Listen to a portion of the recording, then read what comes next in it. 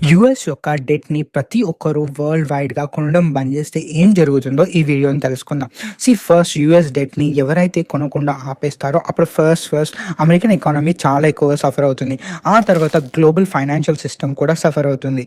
ఇలాంటి సినారియోలో ఫస్ట్ ఏం జరుగుతుంది అనంటే యూఎస్‌లో చాలా వరకు ఇంట్రెస్ట్ రేట్స్ అనేవి పెరుగుతాయి. ఎందుకంటే యూఎస్ యొక్క ట్రెజరీ బాండ్స్‌కి డిమాండ్ అనేది తగ్గుతుంది కాబట్టి ఎక్కువ బయర్స్‌ని అట్రాక్ట్ చేయడానికి ఇంకా ఎక్కువగా ఇంట్రెస్ట్ రేట్స్‌ని పెంచుతుంది.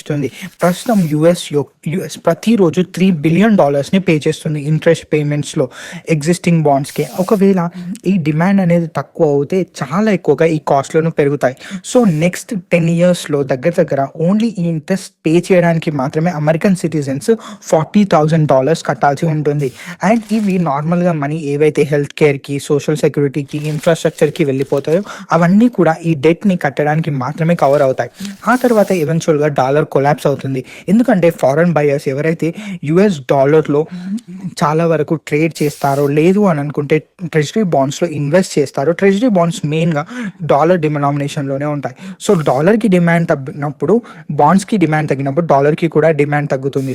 దీనివల్ల ఒక విషియస్ సైకిల్ అనేది క్రియేట్ అవుతుంది. ఏంటి అంటే వాళ్ళు ఇంపోర్ట్ చేసుకునేది చాలా ఎక్స్‌పెన్సివ్ అవుతాయి. దీనివల్ల ఇన్‌ఫ్లేషన్ చాలా ఎక్కువ అవుతుంది.